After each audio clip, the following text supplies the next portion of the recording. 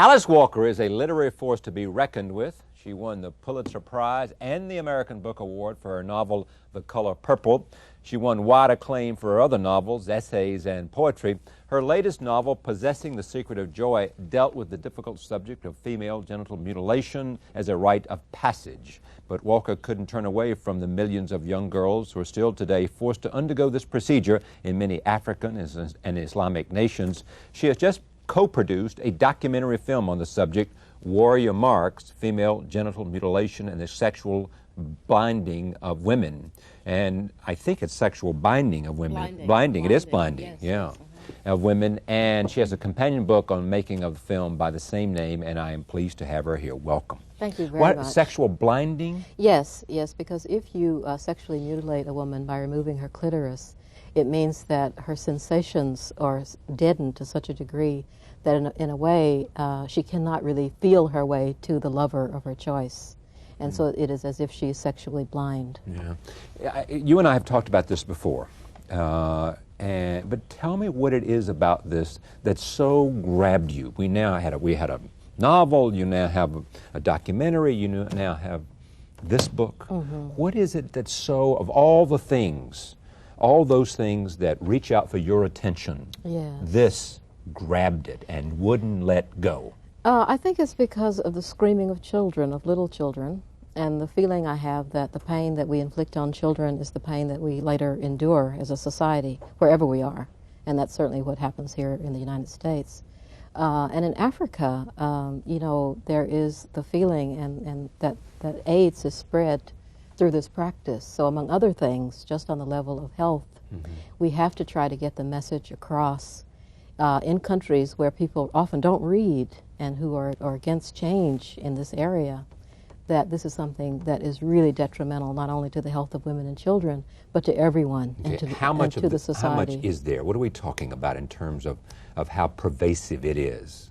Well, 100 million women and children today have been genitally mutilated. 100 million? 100 million. It's a lot. I mean, it's, like every third person. How much in the United States?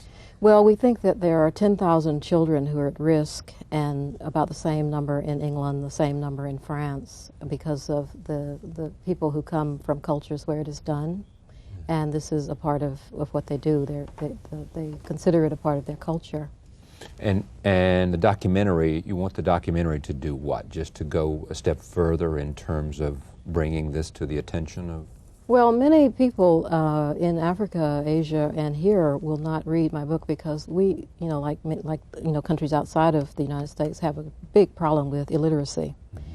So, and not so much of a problem with film, because people the world over respond to film. So I wanted to make a film that would address the issue, and I wanted something that was portable so that we could actually translate it into 6 or 7 African languages and take it back and take it around to let people see what we've done. And how involved did you get in the making of this? Totally. Yeah. I co-produced it with Channel 4 in England, and I'm all over the film. I interview all kinds of people, including a circumciser. Someone who does the circumcision? Yes. Yeah. Mm-hmm. In fact, this is a clip that we have now in which you are talking to a woman who have been circumcised. Roll tape. Here it is, Alice Walker, Warrior Marks. So what's it like to meet these people who do it? Well, I got a tremendous headache interviewing this woman because it just felt, it was a terrible feeling. I mean, she is an elder, and she is responsible for so much pain and suffering, and she's in complete denial about it. And also, she is sort of the only woman in the village to have a job, mm-hmm, because everybody else has to, other than wife, everybody else has to be a wife.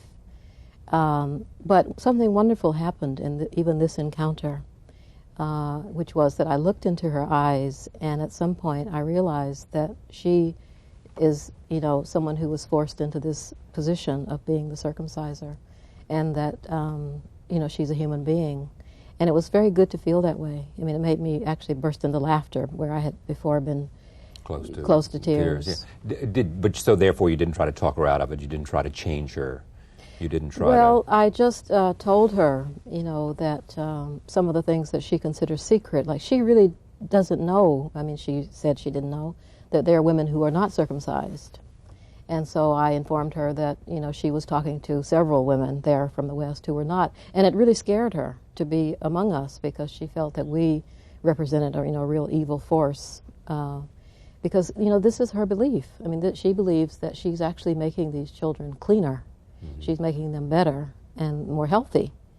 And because you hadn't been, you therefore were none of that. Exactly. And it's so interesting because when people who have been mutilated then suffer the rest of their lives from this, they're never permitted to say that perhaps it was because of this thing that was done to me. In some places, there's not even a word for it. So, I mean, it's such a taboo that you can't even talk about it. What happens, well, tell me about the experience of talking to children who had been mutilated. Well, they had been completely programmed to deny that it hurt, that they were scared, and they all vowed that they would, of course, do it to their own children. And they saw nothing, it was just a matter of course for them. Well, it was a terrible, terrifying thing. You had only to look at their faces to see that. But what could they do? I mean, they're here. This has happened to them 2 weeks ago. Mm-hmm. They're surrounded by all of the elder women in the village, and they can only say what they can say and still stay in that village. How far are you going to carry this, Alice? I mean, you're going to make a. I mean, what's the next step? You've 2 books, a documentary film. Well, I mean, you want to make a feature film? Yes, I think so, Possessing the Secret of Joy, because it, again, will be able to go where film can go and books cannot. And where fiction can go that documentaries can't. Right. In terms of even a closer truth or something? In terms of letting people be free to accept the facts, you know, without panicking and just feeling that, you know, they're being assaulted and disrespected. I really don't want that to be the case. How many years have you now spent on this? I've spent 3.5, and I have 1.5 to go. Yeah. I've given myself 5 years to work on this because I don't see, you know, how people who work on it all the time can do it. It really exacts a toll. Yeah, because when you sat down, I said, Alice, I can only take so much of this. Yeah, I know, and Charlie. you said, mm-hmm. and you said, me too. Right. Yeah. You know, because it's so horrible. Mm-hmm.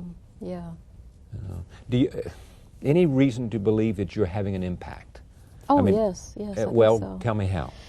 Well, the best thing has been to join with African women who have been struggling valiantly for many years without any visibility or little visibility and support, and sometimes they've been really ostracized, and it's been helpful to them to have an African-American voice, someone to stand with them and to be supportive. Yeah. And there had never been a voice before you sort of began to, I don't want to say that, but... Yeah, I know what you mean. You know what I'm saying. I don't want to... Not to my knowledge. But, exactly. Oh, no. Fran Hoskin in this country, actually. This is a woman had written about it? Yes, and she had done excellent work on this. Yeah. And, you know, there have been books, but I think it has made a difference that, you know, I am black and, you know, I come to my sisters as a sister, and it just feels great. Did you have anything, how close were you involved in the filming of Color Purple? Oh, Charlie, you're not going to ask me about that, No, are I'm you? not. Oh, I'm not getting into that. Don't look at me I'm that so way. Bored with no, that. But just stay with me, Alice. Come on. You know, all right. Don't criticize the question before you know where they're going. I'm not going to get into the controversy about Color Purple, good, all right? Good, so good, just... Good. Mm-hmm. No, it's not the controversy. It's just that, you know, that question is the one that everybody asks me. Well, and it's just so, but what? Why do they always ask you about that? What is the... Because that's not where I was going, but I'm prepared to hear you out on why this is such a terrible question. Well, it's just a terrible question because it was 10 years ago. Okay, here's my question. Yeah, what is your question? And then you can say, Charlie, I'm really sorry that I jumped on you. Right, okay. All right? Mm-hmm. Is to how you're finding the medium of film and whether this is opening up new areas of curiosity and interest for you. That was the question I was coming at. And so now you would like to say thank you very much. I'm sorry I jumped down your throat, Doctor. Okay, fine. Yeah, actually, I'm enjoying it very much. All right. So, well, more, Alice. I mean, come on. Right, okay. I work with Pratibha Palma, right, who is an excellent filmmaker and I think director. her picture's back her here. Picture's This is here, right here. This is Pratibha Palma. And it's just been the most amazing thing. Well, tell me about it. That's what I was trying to get at before you jumped down my throat. Well, okay, forget that. We have about 2 minutes. So, no, it's been really wonderful. Yeah, we have 10 minutes, not 2. And I think we are going to work on Possessing the Secret of Joy together, because we're good. We're good together. We collaborate. Yeah. How are you good together? Well, the book, which I assume you haven't gotten to yet. No, that's true. We'll let you see exactly. We write to each other Only a lot. so much I can do. I know that. All right. Well, she lives in London, right, and I live in San Francisco. Right. I'm about to get a fax machine so that we can good. really, communicate. So you can really work. Mm-hmm. But there's just then a cellular phone and a computer, and you'll be home free. But we're both Aquarians. So what? What does that mean? Well, that helps. I mean, Aquarians can kind of see ahead without being they don't need without being worried about falling over what's at their feet. No. But what I'm saying is just that I have found a really wonderful creative partner. Right.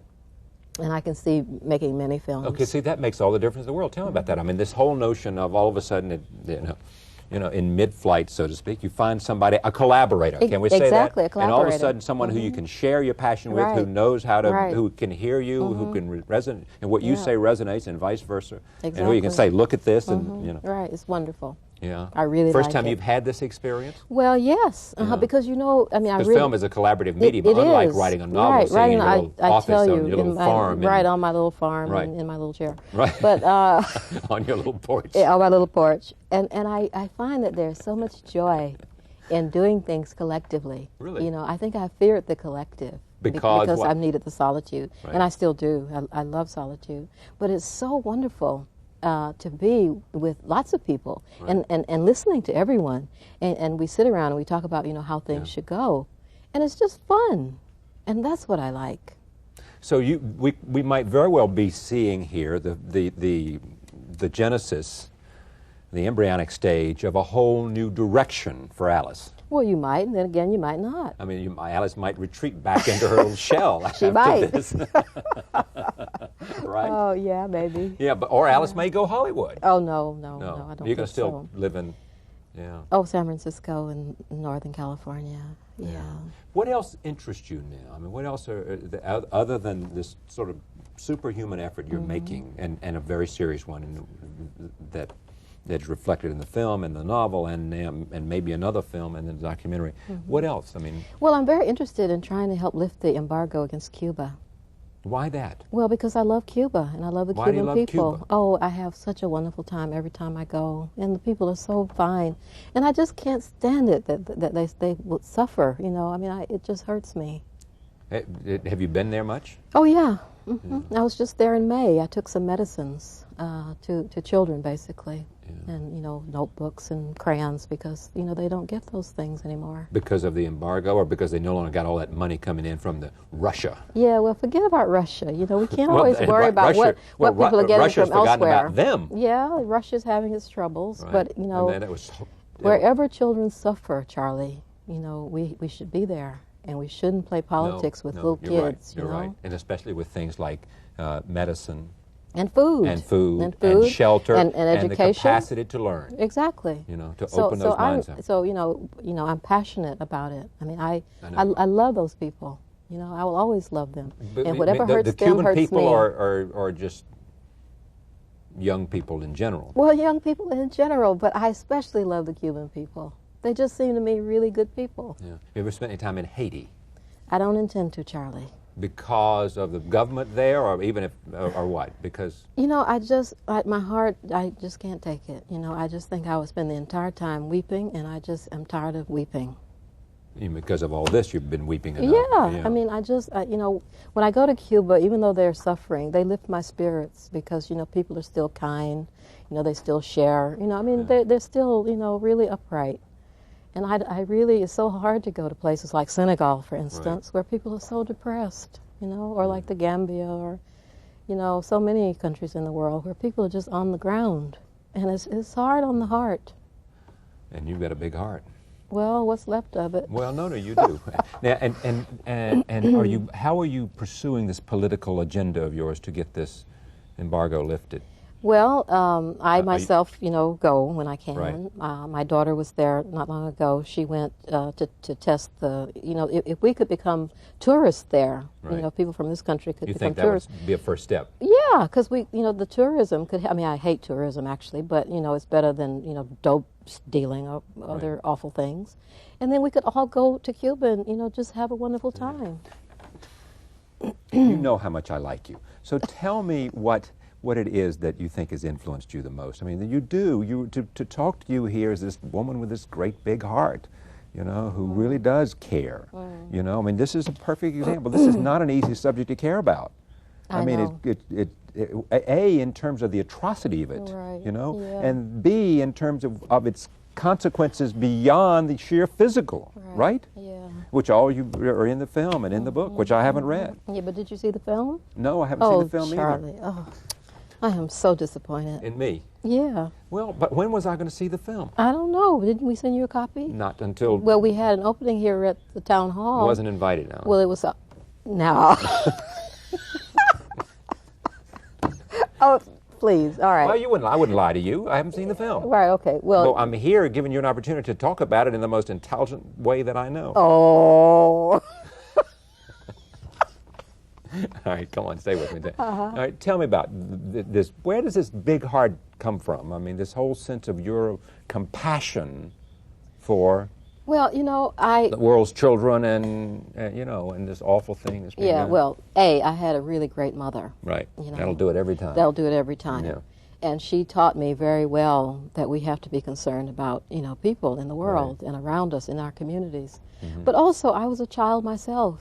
And I No suffered. kidding. Yeah, I was, believe it or not. Yeah. I was once, you know, a child, and I Right. still am. And you know, in my heart, Yeah. in my spirit, that child is still Yeah. very much alive. Are you a spiritual person?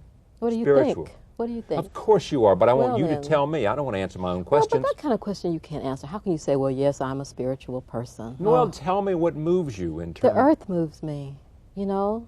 I mean, if there's a God, to me, it is earth. It is the earth itself and nature. I mean, that's it, you know? I mean, you can have, you cannot have your God or whoever is God without the earth and without nature. Nature is first. And I care about that. Would you like more children? Of my own? No. Because there are only so many hours you have to...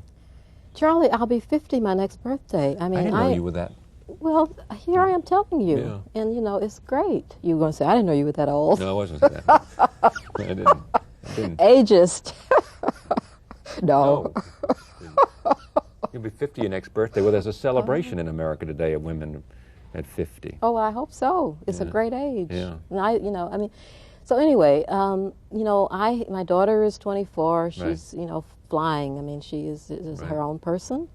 And life is really, you know, now is the time I can do all these things. Right. You know, can I don't go off and you have no restraining influences you to go pursue where it is that that big heart tells you to go. I can go anywhere.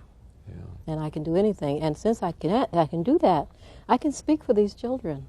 And it's wonderful. I mean, it's no hardship in a way. I mean, it hurts, but it makes me so happy that I don't care that it hurts.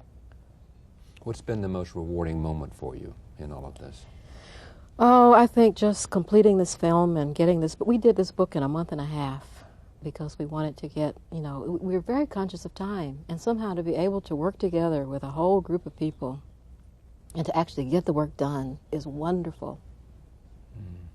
It's great to see you, as always. She gives me a hard time all the time.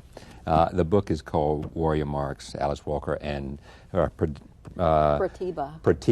Parmar, you know, who also made the documentary film with her. And the film will be, help me understand this, Alice. You know, I'm very limited. I know. I need all the help I can get, as you know. Okay, where it will be now, from Yes, now on? exactly. Okay, it'll Yes, be yes. in Atlanta. Very good. Very good, Chicago. Alice. Very good. Seattle. Good. San Francisco, Yes. L.A. And it's already been in New York. Right. And Charlie missed it. But And Charlie missed it. And Alice will not let him forget it either, will she? No. But Alice loves Charlie, and that's good. Right? Yes, of course. Of course she does, you know, because Alice once said, if you grow old enough, Alice will love you. That's right. Just keep those years coming. And I love Alice, too. It's great to see you, really. You Take know care. how much I admire the work you've done. I really do. And I admire yours. Thanks very much. Alice Walker.